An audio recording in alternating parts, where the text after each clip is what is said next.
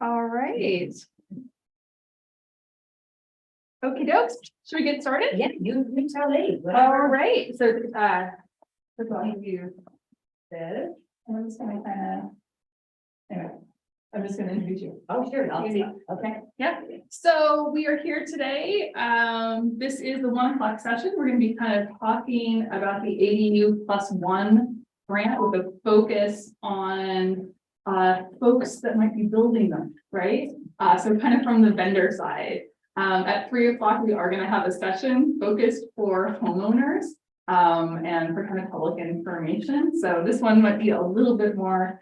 We're here to answer general questions and then also technical questions about kind of what it takes to be a vendor with this.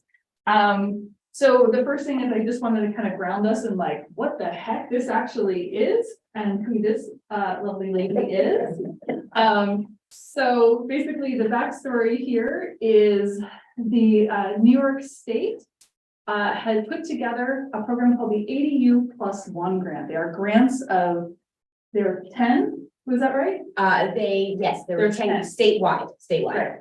So there was 10 grants available for $2 million each for open to all municipalities in New York. So kind of is a long shot. Gwen and I have been in communication just to kind of learn more about financing for housing projects in general. And she approached us and we kind of talked about Shelter Island applying. I'll be real honest, I wasn't totally sure that we were going to have a shot. So you can imagine my excitement on Christmas Day when I got a call. Yeah, it was just before Christmas. Christmas Eve, and one gave me a call to say that we had been awarded one of the 10 grants. So what are these grants? These are the ADU +1 grants. So there are 16 grants available of $125,000 each for homeowners to create an ADU on their property. So pretty exciting stuff. They are straight grants. There are obviously some conditions and there's an application process, and Glenn's going to kind of walk us through that. Important things to know. These grants are for folks with a median income. We'll kind of get into what the specifics are. So that means the homeowner needs to be a median income. They are grants to create year-round housing, right? So these are not for short-term or summer rentals.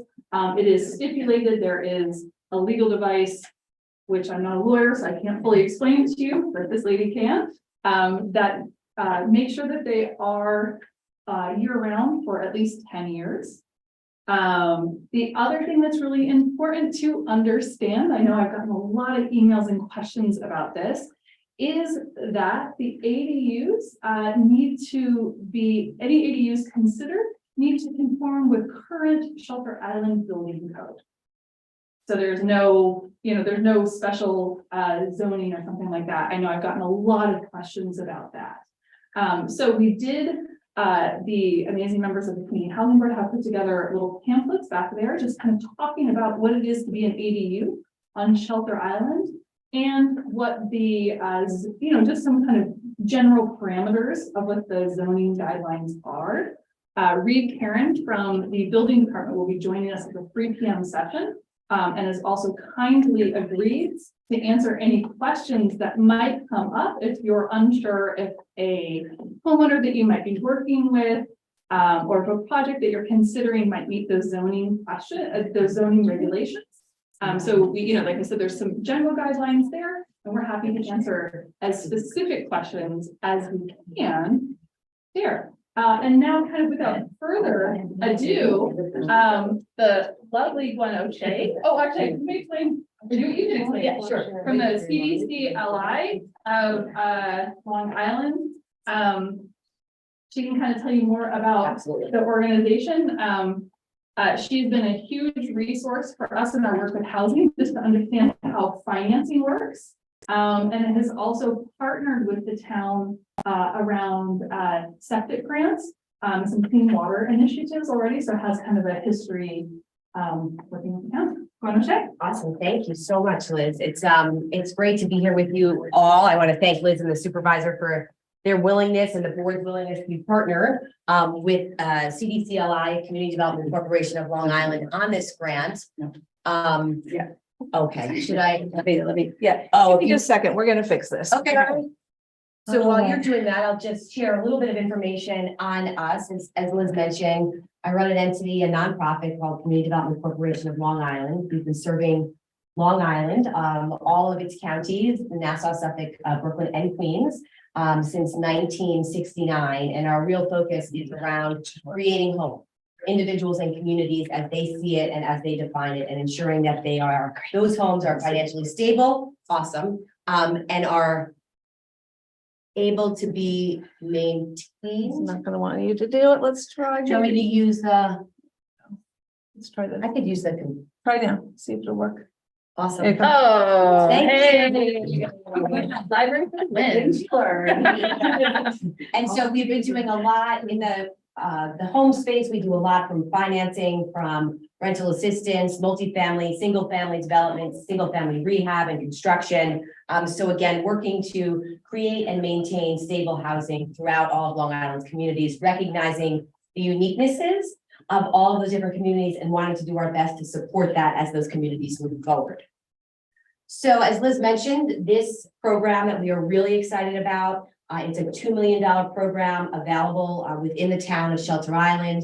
It is an accessory dwelling unit program. And the hope, which we'll talk more about, is recognizing the housing crisis that we have throughout New York State, the housing crisis we know you all have here on the island. The hope is to expedite housing opportunities for individuals as quickly as possible. And one of the benefits of accessory dwelling units is that they really allow communities to maintain their community charm and character, in particular when you're looking at suburban and rural areas. It helps provide not only additional housing units for individuals, but additional financial support for the homeowner themselves with the revenue that comes in through these rental properties. So these are some examples of accessory dwelling units that we see throughout the country, and many of them may end up mirroring some ADUs that we'll see here in the town. So a little bit more in terms of the specifics, high level, what, who and what can be covered through the accessory dwelling unit program, the +1 unit. So as Liz mentioned, the program is a grant program. It goes up to $125,000 per unit. It can, again, in a way to help expedite development and new housing opportunities, it can build new accessory dwelling units, or it can be used, the funds can be used to bring existing accessory dwelling units up to code. I think it's really important to underscore, as was mentioned, that the program is focused on getting units online as quickly as possible. And so we need to make sure that anyone that is looking to participate in the program, that parcel, that home meets the requirements that exist as it pertains to town code.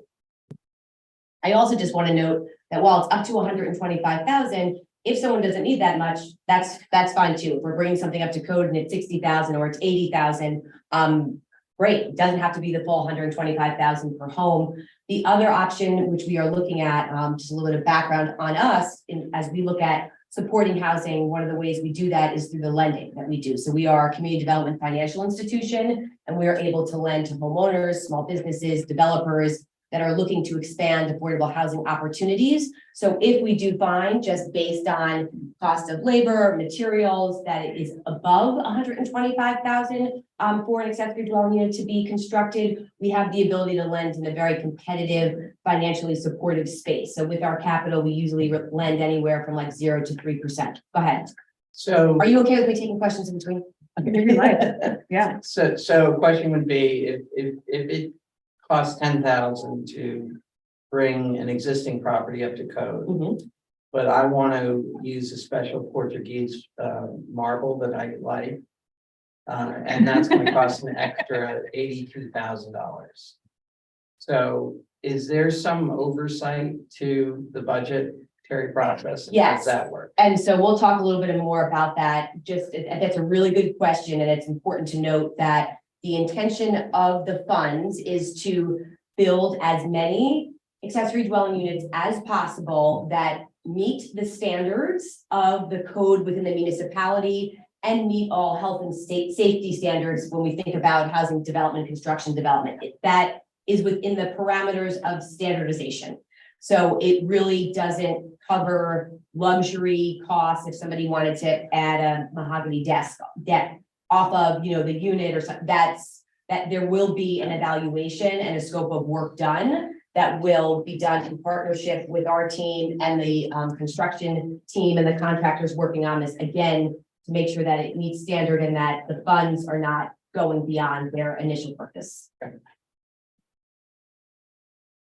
So one of the additional requirements, besides the funds capping out from the state perspective at 125,000, is that the intention, we believe the intention of the state here is to really support homeowners that are financially constrained and could really benefit from the additional rental unit that this accessory dwelling program would support. So there is a requirement for the homeowner to be at or below 100% of the area median income.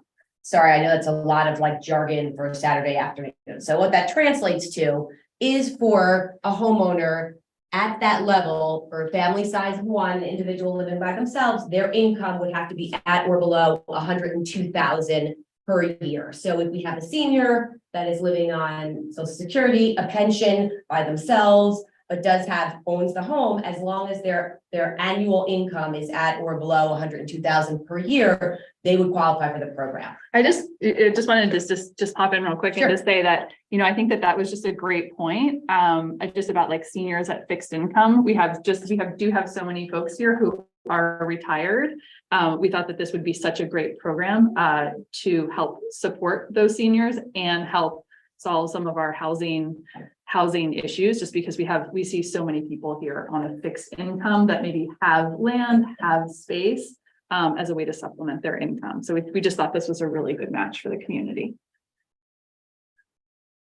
And so along the lines of caps and sort of how the program works, and back to the question about, sort of who's managing, again, just high level, as we talked about, the program as it stands with the state funds, and again, these are state funds, allows up to 125,000 to be used per home. That 125,000 does include project management fees, and we help manage that, right? Ensuring that we have contractors that are licensed, that the construction is being handled as it aligns with, code within the town, and managing the compliance of the program for the 10 years. I think that's an important piece. Two pieces here that I think are important to underscore so homeowners are clear on that.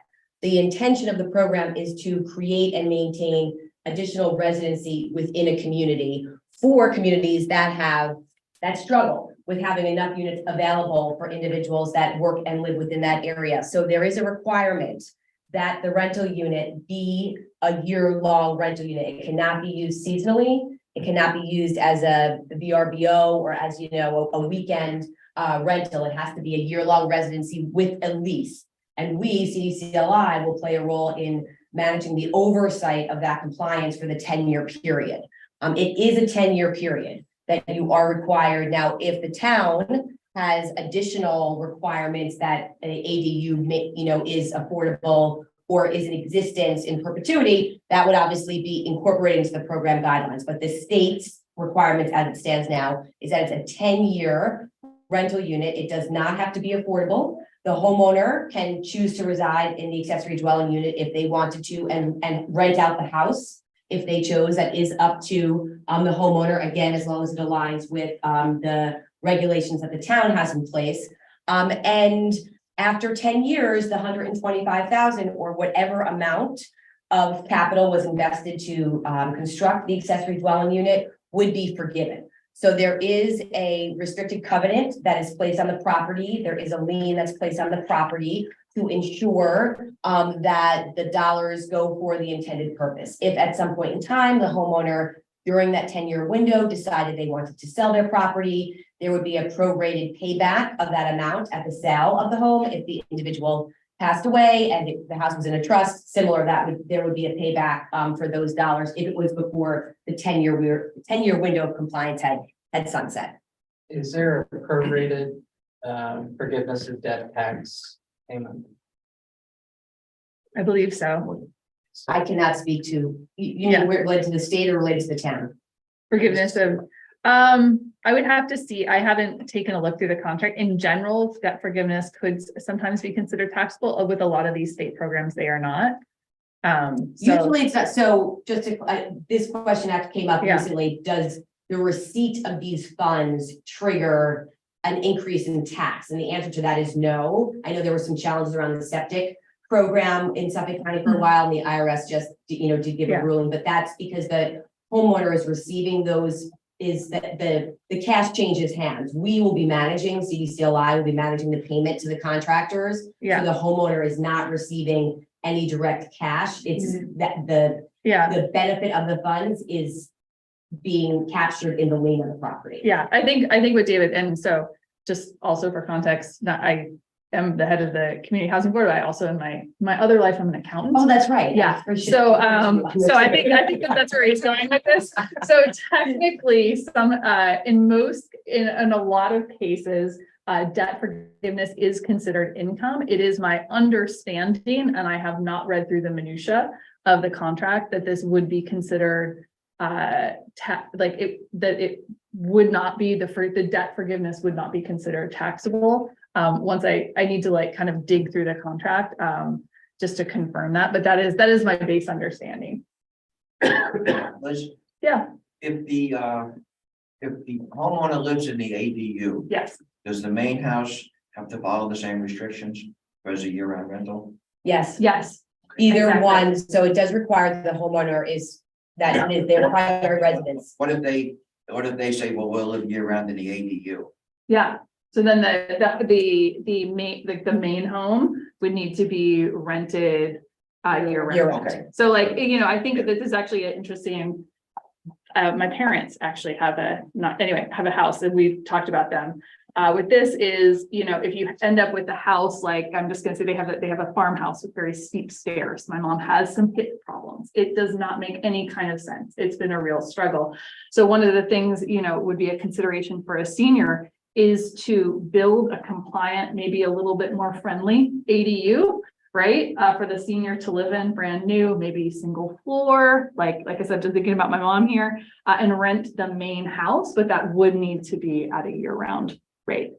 So it could also be more income for that senior. Just a side plug, that's one of the reasons we're really excited to be working very closely with the town, is we do also offer a variety of other programs that meet, so like when you talk about an accessibility challenge, we do have construction rehab programs and grants for individuals to make their home more compliant so that they can age in place and have what they need to really feel and have their independence at their property. So we look forward to sharing that all with you at a different meeting. We'll stay focused on ADUs for right now. So just to help you all understand a little bit about the process here and how we'll be making our way through this, because it is grant funds. There are specifications around how we go through the application process, the kind of information that we attain from different participants. So we are in the process of getting some guidance from the state. We have a meeting in mid-May to talk through some of the question marks that we have around the program. We are in the process of putting together the application and hope to have it live for June. But I do think it's important to underscore, in particular for those of you interested from the construction perspective, the clock is already ticking on this program. So it went into effect March 20th, and the state right now, as it stands, hopes to have this first round of the program completed by March 20th of 2025. So we anticipate, ramping up. We appreciate being out and starting to talk with you all, and then meeting with residents about the interest, because we would like to see probably late summer, which I know is challenging, recognizing that that's like height of high season for you all, but we anticipate would like to be moving ahead with some construction projects at that point in time of this year. So as I already noted, we're already underway. March 20th, it's a 2-year window. I noted the income limitation for applicants. It's 100% of the area median income, and it varies based on household size. Again, because there is a hope to really get more units online, Anyone coming forward or any approved applicant would need to be, their parcel property would need to be in compliance with all of the existing zoning and regulatory aspects, cannot be looking for any sort of variances there. There is obviously conversation around real estate tax exemption. We're waiting on getting some additional guidance from the state about that. Obviously, that's also something, for the town to consider. ADUs, this is part of the state's priority, but it is not a requirement. And I think that's important to underscore because I don't believe it is a requirement of the town either. They would like to see that those ADUs are rented to financially constrained working households, but it is not a requirement. That would be a priority if we had a huge influx of applications, again, but not a requirement. And also the state sees as a priority. I'm not sure it's as applicable here in other municipalities perhaps, but the proximity to public transportation is another area where they would like to see some prioritization if it makes sense.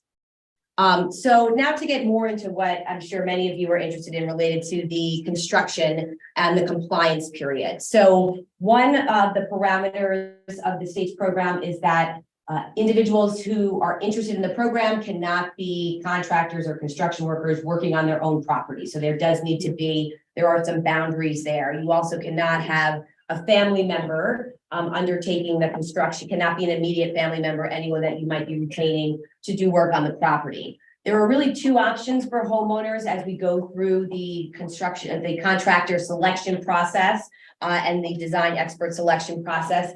The homeowner can either opt to work with, have CDCLI manage that directly for them, go through obviously the scope and the work plan, make sure that that is, in line with what the homeowner is looking for, and then we'll manage the direct relationship with the contractors and the design experts. Or the homeowner can decide to pick through a vetted list of contractors that we have that have the appropriate permits and requirements that the town wants to see, that meets the insurance and liability coverage caps that the state requires us to review. The homeowner can pick that list and work directly with us as sort of a third party there.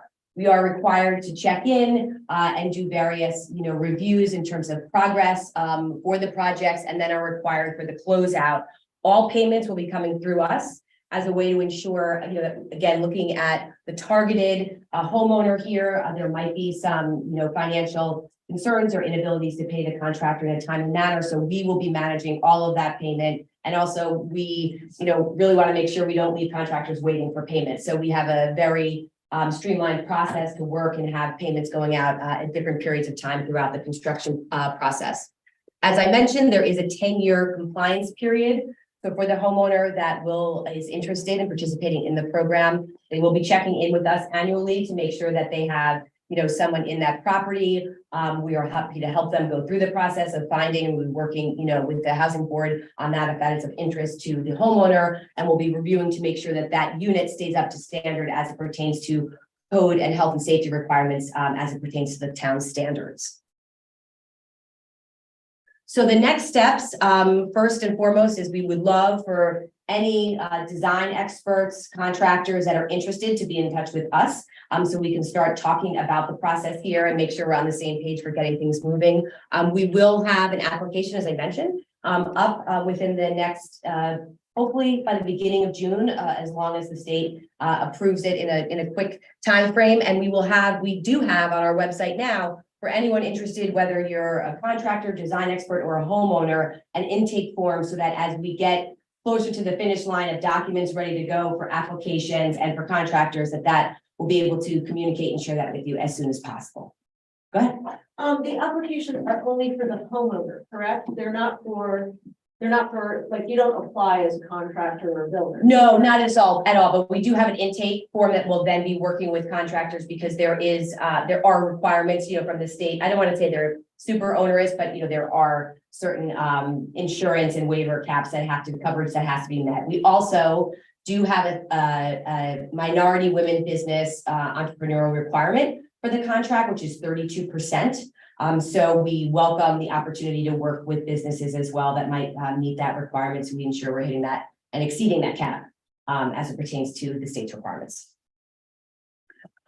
Thank you so much, Gwen. I really appreciate you kind of going through this. For those of you that are interested, please feel free to reach out to myself or Gwen here at this website.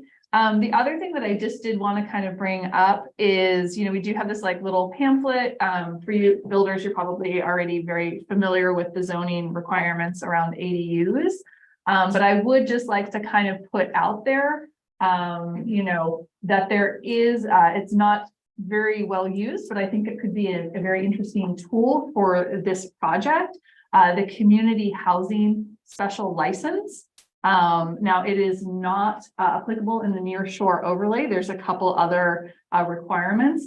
But if you have a project that you're looking at, not in the near shore overlay, that you think potentially could be a good match for this, but there's just, maybe there, you basically have some questions about how it would relate to zoning. There is, like I said, this special community housing license that could provide a little bit of relief to that. That is an application that's done through the Community Housing Board.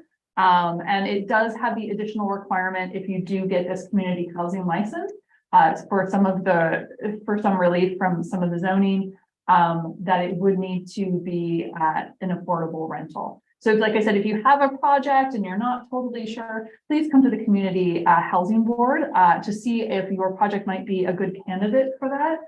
It is a tool that we have at our disposal that is not the Zoning Board of Appeals, which again is not, that's like kind of not in line with this program. But it could be a good match for other ADUs that you're not quite sure of. But like I said, the one requirement would keep it affordable. But it could make a project that might not be able to happen. So be sure to be in touch with us, and we can tell you if your project is a good candidate for that. Do you have a list when you say you guys could pick the developer? Do you have a list of developers on Shelter Island, or is that something that you'd have to create? We don't have a list right now. I don't know, did we? So we did actually have, so basically we did put together, this magic woman here, our admin Coco, was able to pull together all of the licensed contractors and design folks here on the island. And I'm hoping some of you are here because you got her email blasting that out to you. So we have kind of put that out to everyone that we know on the island who does building. So yeah. I've had a lot of emails about it. I know it's a hard time, so I really appreciate those of you in the trade who were able to come today. But like I said, but we are trying to we will continue to be in communication, and our plan is to kind of send out information and applications and that stuff as more information becomes available. Yeah. This is kind of to Jerry and the town board. There are multiple homes in the center that are half acres. They're not the 30,000 square feet plus. Mm-hmm. And in the code, it states that you've got to have 30,000 square foot. It's actually 75% based on a building envelope of 40,000. So therefore 30,000. Mm-hmm. And that's the only way you can have an accessory that's got a full kitchen. And that's what I went for with the 114 house. Didn't get it. So my question is now, will that be different? Will someone that's got less than 30,000 square foot property be able to either utilize this program, even though it's against the code, because you made a point that it's working with all of the zoning requirements, Mm-hmm. no waivers, you're Right, not it's gotta getting be CBA sort of type like thing, expedited. that's Yeah, off the yeah, table yeah. for this. Mhm. So therefore, with the community housing board, Mhm. will that less than 30,000 square feet be waived so that someone with less than that can then put an ADU on? I think the short answer is we're very aware of that and we're working on that. We have the ability to create the floating housing zone. So we can put restrictions either over a certain area or individually. So yes, we're aware of it. We know we need to address it, but we don't want to change the zoning code. But we want to see what we have in place now that we can make it work. And therefore, if you do that, is this money available to that particular homeowner? Well, If if there's a floating overlay zone created, If that's what you. yeah, I mean, I call it, think, sure. so I think what we're talking about here is like, my understanding of meeting zoning regulations, and this might be something that we might have to talk with Yeah, yeah. with the state. Is that I don't necessarily know that we would need to do, we might need to do a floating zone, but I think. And again, I'm not a lawyer, but you know, what we might want, some of these, some items like what you're talking about, like a smaller lot size in the center. Might be really great candidates for that item that I'm talking about, the community housing special license. There are some ownership requirements, like I think like I said, we have to kind of go through it, but some things will be possible through that. Right, but Right. therefore, and that means, if I'm understanding you correctly, so I'm gonna repeat back. Yeah. That the approval Mhm, of being able to build the structure mhm. would be allowed.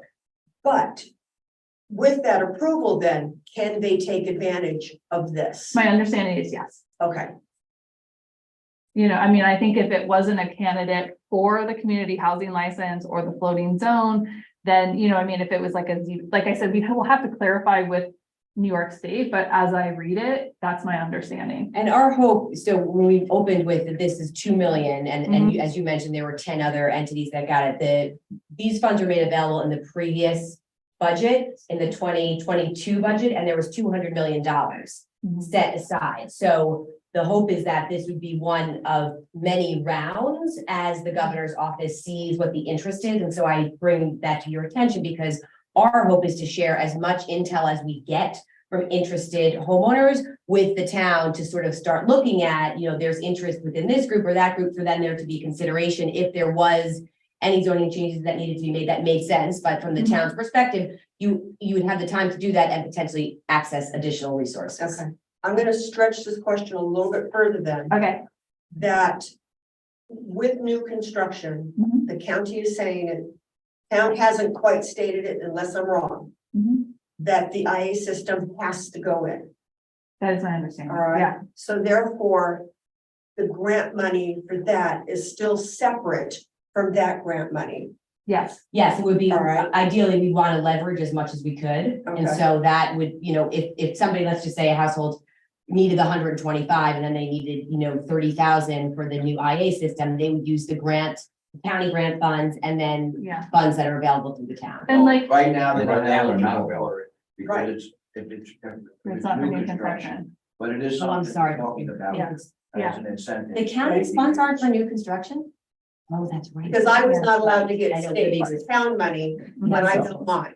It's Yeah. something we're very aware Not of. the one and for we're T, looking at as an My, incentive, my Yeah. you opinion. know, with the town's part of the money. Yeah, and I think, I guess I would just say around the IA systems and just kind of around just some of the issues around new construction is just like acknowledging the fact that like new construction is really expensive. So truthfully, probably 125,000 is probably not gonna cover it. So, right? I mean, let's just be real, right? But it's a good start, right? It And is, if we're but my talking, ADU, right, right. So, but ran about 400,000. right, so what we're talking about is, you know, again, if you're starting with 0, it might be the thing that gets you over. We're also talking about, you know, figuring out for some people, they might be good candidates for additional funding. And one of the things that Glenn and I are really working on is funding stack. So like we were talking about like accessibility for seniors and stuff like that, putting together as many programs as we can. You know, and also to, you know, kind of figuring out what the, you know, maybe if there's not a way that we could cover helping out with IA systems, right, using accounting funds because of those restrictions, maybe there's a separate thing that we could add to the funding that would kind of help provide relief in another area so that we can make sure that IA system is up to code. And we do have well, it's still not, it's not a grant, we do have a septic loan program that's fixed at 3% to help, whether your cost goes beyond Mhm. the grant amount from the county or you're not eligible for it. So it is a little relief in terms of, you know, tapping into other funds. It's a low interest. Yeah, so I mean, it's our expectation At least from like, I think for both of our sites, both the Community Housing Board and the CDCLI, that each project will be slightly different. And so we'll be looking at, this will be part of a funding stack. It's not our expectation that this is like gonna cover the whole thing, but it's a really good base to start with. Right, but 90% of them are gonna need a new IA system. No, understood. Yeah, so. Yeah, understood. It's that time component Yeah, no, that's there as well. Yeah, that's one of the things that we're trying to, I know, To get the permit, working with the Department of Health is not easy. that's gotta be expedited. Close this whole process out in 2 years. well, I don't necessarily think you're gonna, I think we're gonna be in progress. Exactly, I I know. think they, Yeah. right, well, I know, that's with the IA systems, it's a really good point, is that just working with the county Department of Health and getting, like, that takes much longer than anyone ever imagined, so that is. Yeah, and And working with the community housing board, it took 2 years, starting with the initial application to the community housing board, to the town board finally denying my application, 2 years. well, I can't speak to I prior understand, community but housing that boards. type, but No, I that type of Yeah. delay can't happen. It Yeah. shouldn't happen, let's put it Yeah. that way, it shouldn't happen. Well, I mean, I think that this board has, like, this community housing board has shown that we are extremely motivated. So all I can say is that we're doing, I feel like we're showing by our actions, everything that we possibly can. So that's all I can say. Yeah. With respect to the IA systems, if it's an ADU with an existing house already there, the county and state grant money is available to those homeowners. Right now, we don't have it with the town program. And we're waiting for Fred Thiel's group to get back to us, to get reconvened first, to see whether or not our definition of new construction can then be also used similar to the county and states. To Yeah. see if we could. Yeah, actually, Meg, now I'm like, it's all coming, there's so many technical parts of this program. I believe, and I don't know if Meg's on the Zoom. She is. Okay, I was like, she explained it really well, that if there is an existing house and then the ADU construction is up to a 4 certain bedrooms. point, up to like basically the sum total, and Meg, please chime in if I'm telling lies. If like the sum total of all the housing on the property is like 4 bedrooms, then it's, then it will be covered by the county IA grant, is my understanding.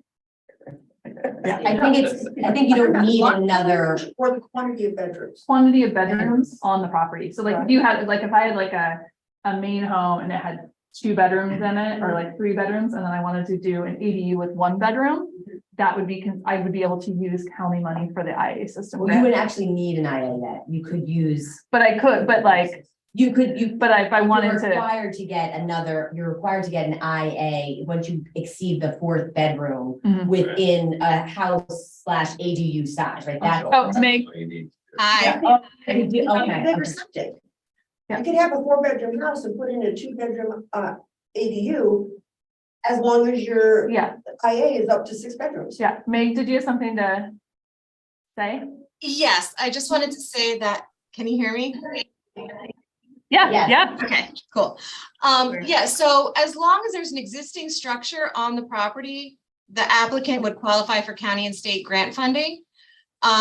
The county's rule regarding whether or not an IA is required is different from the town's rule. So the county is a little more lenient.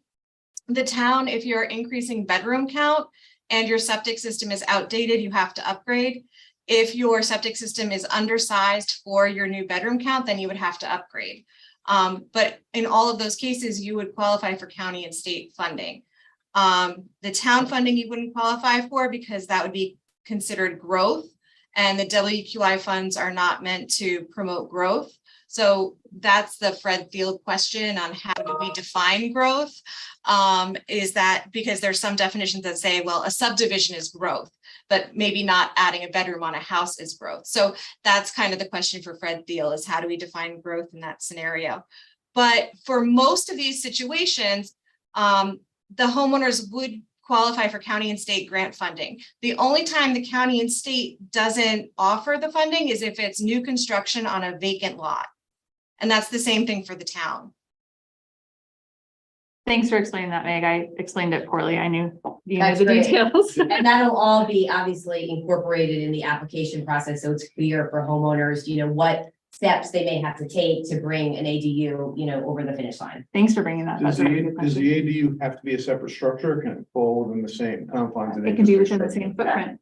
So As you long could as do- it's with meets town code, Yeah. it can be either, So could you build a house? So if you had property and you wanted to build a house and have an ADU included, would that still be something that could be potentially part of an application? No, you'd have to prove that your income is as a single individual at or below 100% of the AMI. I don't, which is 100, I don't know how many I don't know how you're individuals could build a new around house. it, but like, I mean, I don't, you know, I don't want to make assumptions, but Yeah. knowing that the construction we do, it's 600 grand for just a very, very basic new home now. I mean, that's like without taking into consideration any of the uniquenesses that, you know, are required to develop here. So I don't, you could, there's nothing that, actually, I would have to double check that. I don't, Yeah. I think it's the program guidelines, what we've received thus far from the state is pretty silent on new, because I think they were assuming many individuals that have been homeowners and are being priced out to a certain extent of being able to afford to stay in the community. any other question? This is probably more for the later session, Uh-huh. but the person has to reside on the property. It has to be their full-time residency, and however, we're not gonna get into the weeds about, you know, what actually, you probably know that from, could weigh in on that also about what you close full-time. Tax Residency. residency, yeah. Yes, but it would, That's a difference. you have to be a full-time resident. Yeah, I'm thinking of someone who resides in one house, but has a rental unit owned separately that they. I think we've heard, and again, this would be I think the state was considering they didn't want properties that already either owned by an LLC or by an absentee landlord to expand and have multiple rental units, that there is a benefit to the homeowner by having the fund available. I would personally like to see the town, if someone's going to get grant money, to make that 10-year requirement perpetuity on the title. That I don't care who owns the house. That ADU Yep. will always be a year-round structure, a year-round rental. Put it that way. No, agreed. I mean, that's obviously these funds are coming from the state and like, so the state has their own stuff on them. But you know, our hope is that some of them will be made available to be even possible with that community housing license, which if someone were to kind of fulfill the zoning requirements through that special license, would make sure that they were affordable in perpetuity. So it's our hope that the combination of those two programs will. One thing I forgot to mention, because now as we're talking about it, and Yeah. I'm in my head, I'm envisioning, you know, multi-generational. I did forget to mention the unit has to be rented. It can be rented to a family member, Mhm. and you don't have to charge rent, right? So if you have mom and dad and the son is living in the unit, you don't have, but it has to be that person's year-round residency, and there has to be a lease to show that that's where that person is living. If the money doesn't get used, in this 2-year period or whatever it is, does it carry forward or is it you lose it? Yeah, Right now, it seems we would lose it, right? And then so the state has, Timing, like just getting plans drawn up, right, yeah. you So know, it's- if you start now, there's no way you're gonna. Well, I mean, I think here's the thing. So Southampton was one of the other recipients of this. And so I think that, you know, I mean, obviously our communities are different, but kind of similar. So I mean, I think that the thinking kind of between the two of us is that we should be able to lobby the state to just be, if we have things not completed, but in progress, just because of like our health requirements and the water, you know, just like getting those through. So we feel fairly confident that the state's going to be receptive to that, just because we have so many more like hoops that we have to jump through, and they're dealing with the same stuff around the health. So and we do have very clear like targets, so we have by September, we are supposed to have 25% of our applicants already identified. Yeah. Doesn't mean that construction has started, but that they're identified. They've gone through, Yeah. we've, you know, reviewed them for eligibility, for qualifications within town code. So I think that's how the state's gonna keep an eye on, you know, obviously, if we're 1 year through and no one has submitted an application, That's a different situation. Exactly, but I think we may have, if all construction isn't closed out by March, I think we're okay. I think ideally all construction would have started and we have slated to spend, you know, all of the dollars that were awarded. That seems plausible. Yes, definitely. Agree with that. Completed, We're hoping, but yeah. identified, and begun in 2 years, plausible. That's the way it's been with the IA stuff. Yeah, Yes. no, and I think that's Oh, just such a good. Fast. Yeah, no, I was at a housing meeting with all the East End towns, and it was like, yeah, I was talking to the guys from Southampton, we're like, how are we gonna do? They were like, there's no way, you know, so, like I said, we feel fairly confident the state's gonna be receptive. It's just like, hey, if we're gonna follow like Suffolk Health and Suffolk Water and like do all this stuff the right way, which is what we want to do with this, it's just gonna take us a little bit longer, but as long as we're in process. Right. That means that. And to your point, I think the state is very well aware of the uniquenesses and Yeah, the the East differences End, of East End challenges. And they were very excited when we had started to talk to them about the town's interest. They were really, really excited that the town was interested in accessing these funds. So Is East Hampton participating in this or no? I don't think East Hampton, But I think that they maybe, I think We've they, got a new housing director going in there, like literally, right? yeah. Eric No, I says. don't think so. This was something that Okay. we started this process like last fall. Right. So I think that they had talked through I think that they were thinking about doing it through the Long Island Housing. But I'm not sure if they. maybe they got waited it. because of the change and. Yeah, I don't know if they got it. So maybe they'll try for the second round again, because there's only 10 for the whole state, so. Yep. We were, you know, I was just really excited because, you know, like in Southampton, you know, like 16 units is like whatever. And I was like, 16 units here is like transformative. It could be more, right? Yeah, And I know, but it's just like, You guys know like the probably, scale, you know, like this, again, like the scale for us is just really big. I'm really excited. And I mean, I guess the other thing that I just want to say to close out is just like, I just want to say a big thank you to Gwen for like Thank you. believing in the little town that could. I know we haven't made, you know what I mean? I know we haven't made almost any progress on housing in the last 20 years. So the idea that you would take the time and like do an application with us and like put us through this process and like help out is like, it's a leap of faith and we really appreciate it. Well, you have So- made much more progress than many other communities across Long Island. So don't sell yourself short. Is there another question? Yeah, just, that maybe it's for the town. I believe there's more restriction in the near shore overlay about being able to rent stuff. Oh, yeah, there's, You know, so There's is there any thought about? that is a Any question notice for the, being I up? have thoughts and feelings, but yeah. I shall keep my opinions to my, yeah. So, you know, I will just say that is definitely a focus of the community housing board is how those restrictions just kind of contribute to our housing situation and what's appropriate for both the community and environmentally and how do we make sure that we're balancing both of those in a prudent way for all those issues. But I definitely feel like, I guess I will say that it's worth a second look at how we have it set up.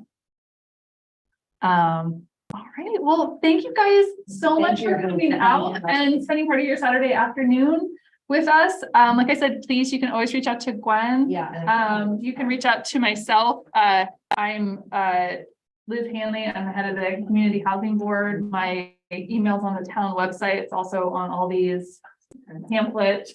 I'm happy to answer any and all questions that you might have around zoning or in particular about the community housing license. And the community housing board members here as well are happy to help. Yeah, of course. How hard is it gonna be for local contractors to get involved with the state requirements for women and minorities? I wish I had a better answer for you on that in terms of enrolling in the process. From what I'm told, obviously I have not been through it. It is a little bit onerous. We're happy to work with you all. Hofstra University has maybe we be like training center to help because it is very paper labor intensive. So if anyone is interested, we're happy to make the connections and provide any support in getting that expedited. It doesn't happen overnight. And again, if there are businesses here that are local that would eventually qualify, but have to get through the process, I think that's also something we talk with the state about. and hope that they would give us a little bit of reprieve to count some of that unofficially, because I think it is really important as much as we can support local businesses. That's really something we're aiming to do. Do you take into account like subcontractors on a job in looking at like meeting the MWB requirements so that? Yes, if yes, the owner- subs do count. Yeah, Yep. then- If there's gonna be a GC, Yeah, all so the subs we do get count. these three. Exactly, exactly. Great question. Thanks. Yeah. But all the contractors and builders have to be from Long Island. They don't have to be from Long Island. If we get folks. I don't think the state looks very highly on non-state businesses. So we don't really do a lot of business in any of our deals with non-New York State or in particular, we try to really focus locally whenever we're doing a development deal. So we hope to do as much as we can, but to the earlier question, I am not well versed enough. I hope to be as we move forward on all of the different, experts in all of the different design areas that we're going to need in terms of who resides on shelter islands. We're going to do our best as long as we have capacity, and then probably, surrounding areas as much as possible. And again, timing, right? We know, as I said, if we're going to be starting in, the summer, we're going to be lucky if we can get anyone to work on these, because it's not a $1 million house, right? Where there's a little bit more developer fee room.